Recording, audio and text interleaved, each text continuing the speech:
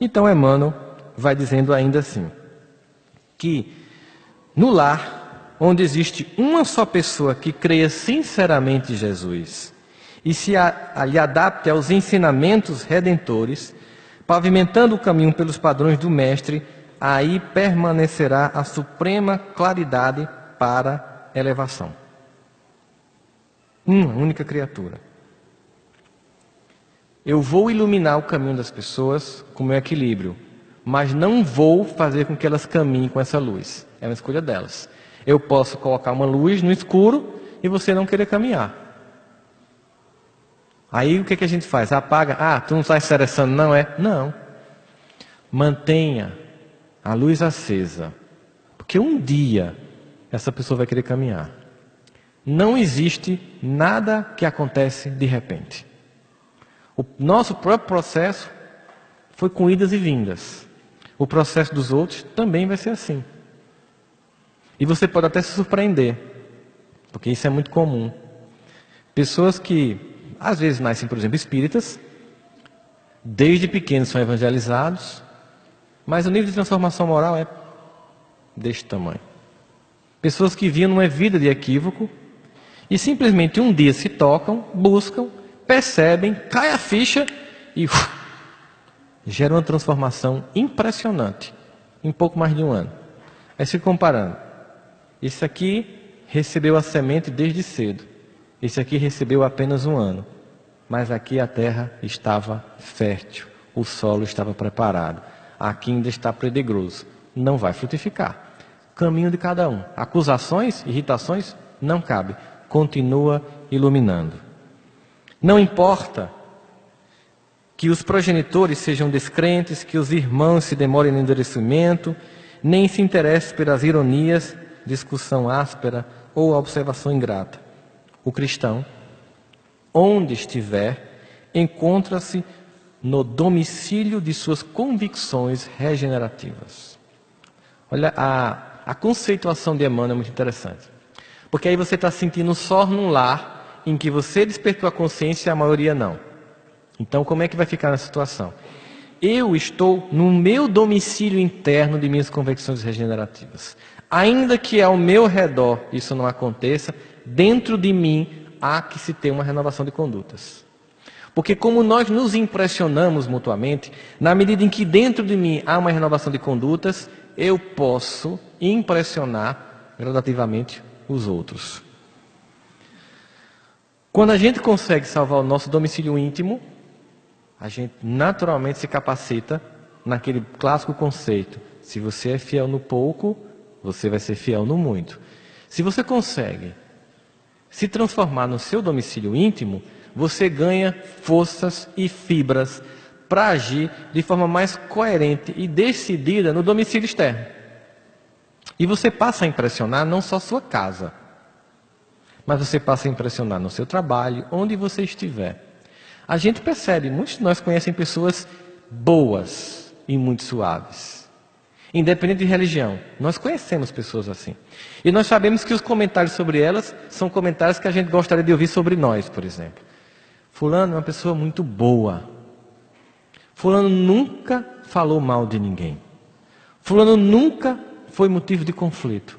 Nunca vi Fulano reclamar da vida. Fulano já passou por momentos terríveis, já passou por dores impressionantes.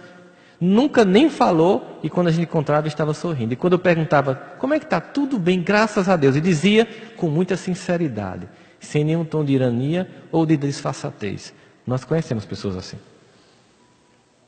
Como nós conhecemos aquelas pessoas que é igual a uruca de Zé Colmeia. Ô dia, ô azar. Que tudo reclama. Que tem inimigos em todos os lugares, que ninguém presta, que sofre as dores e que mostra todas as suas feridas, expondo como alguém que está num sinal, com a ferida aberta para ganhar uma moeda. Se você pedir para curá-la, não, porque essa ferida chama atenção para eu conseguir a esmola. Ela está na mesma condição de pedinte emocional. Todos com acesso ao Evangelho. Mas um reage e outro apenas se toca intelectualmente.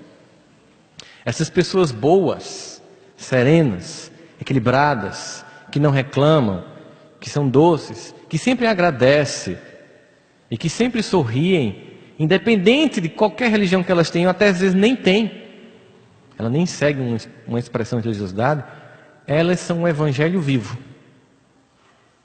Observe, você sente falta da presença delas. Ao contrário dessas outras que eu citei, que você sente necessidade da ausência delas. Você sente vontade de não encontrá-las. Você tem dificuldade de visitá-las. Quando elas vêm, você muda de calçada, porque você, ixi, lá vem, vai reclamar de tudo, aí você muda de calçada. Porque é uma pessoa, né, um uruca da vida. Então, a partir do momento que você consegue serenar, você se torna um evangelho vivo. E olha, se a palavra convence, como dizia Mahatma Gandhi, o exemplo arrasta. Você vê a pessoa e diz, que serenidade, que admirável a serenidade dessa pessoa. Às vezes é uma virtude, mas ela é tão marcada que você admira. Fulano nunca chegou perto de mim, nunca, desde que eu conheço, para falar isso de qualquer pessoa. E quando eu meto o pau nos outros, ele fica em silêncio. E nunca levou essa conversa adiante. Uma virtude. E você já admira. Veja que a proposta do Evangelho não é de instantânea santificação. Não. É, como diz lá no Evangelho segundo o Espiritismo, combate as más inclinações. É uma luta. E aí, ele vai dizer o seguinte para finalizar. Para mostrar que, obviamente, não se pode entender que eu vou salvar a minha casa, mas eu posso ser aquele que pode ser um instrumento vivo do Evangelho para que, por mim, sendo inspirado pelo Cristo, a minha casa seja transformada. Ele vai dizer, basta uma estaca para sustentar muitos ramos. Uma pedra angular equilibra um edifício inteiro. Não te esqueças, pois, de que se verdadeiramente aceitas o Cristo e a Ele te afeiçoas, serás conduzidos para Deus, tu e a tua casa. E quando eu não consigo conversar? Porque o conflito é tão grande que o diálogo cessou. Esse diálogo cessou entre quem? Entre a minha alma eterna e a alma eterna da minha esposa, ou do meu pai, ou do meu filho, ou da minha mãe, ou cessou entre esses egos temporais? Entre João e Maria. João e Maria, casados, são egos temporais, mas eles são espíritos eternos. Quando o diálogo cessou, não adianta conversar. Se você for conversar, só piora. É hora do silêncio. E quando você vai para o silêncio, você tem que utilizar o grande instrumento, pouquíssimo utilizado por nós, na transformação das vidas nossa e dos demais. É a prece. Porque a prece, ou a oração, ou a reza, qualquer que seja o nome que a gente dê, a esse instrumento que nos conecta com o plano superior, é um instrumento de acesso ao coração daquela alma eterna. Eu não estou me entendendo com Maria, mas eu vou emanar amor e perdão num diálogo silencioso de prece. Prece sem pressa. Prece sem ansiedade. Prece sem fantasias de resultados instantâneos. Prece esperando o Kairos, o tempo de Deus. Sem abrir mão da consistência e do que Emmanuel propôs para Chico. Disciplina, disciplina e disciplina. Prece. Um combate. Um combate. Do mesmo jeito que todos os dias o mal tenta me inspirar, eu preciso todos os dias em prece sintonizar com o bem que também quer me inspirar. Eu preciso deixar de ouvir a agonia do mundo para ir em estado de prece, me conectar com o alto.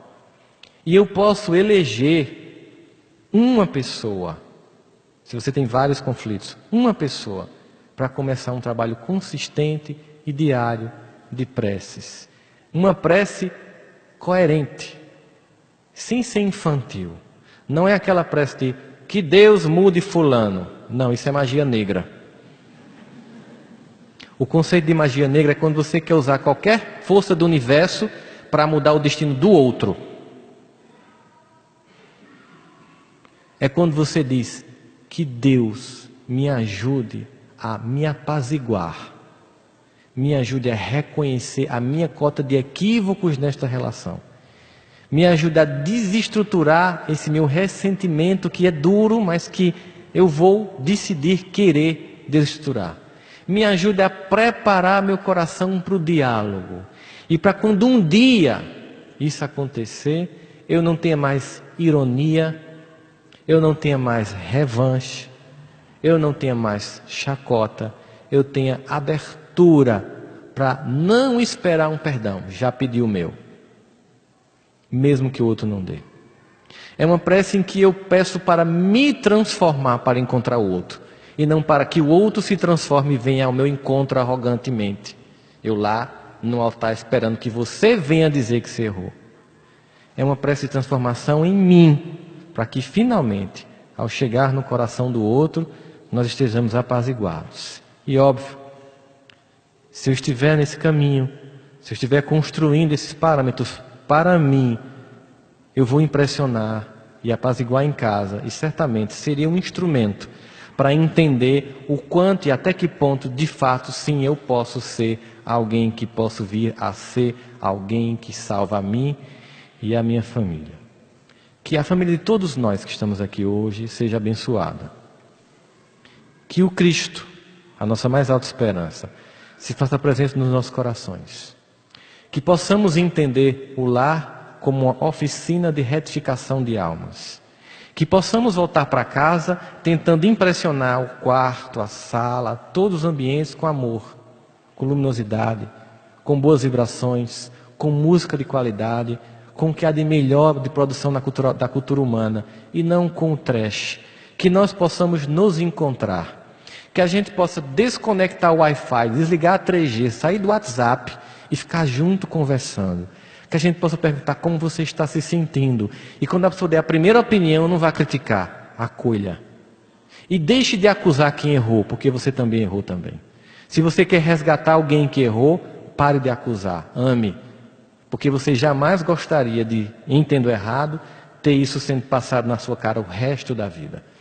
Nós precisamos entender que a harmonia da nossa casa é a transformação que nós tanto queremos na cultura humana. A harmonia da nossa casa será a harmonia do nosso país, será a harmonia do nosso planeta. Muita paz a todos nós, meus irmãos.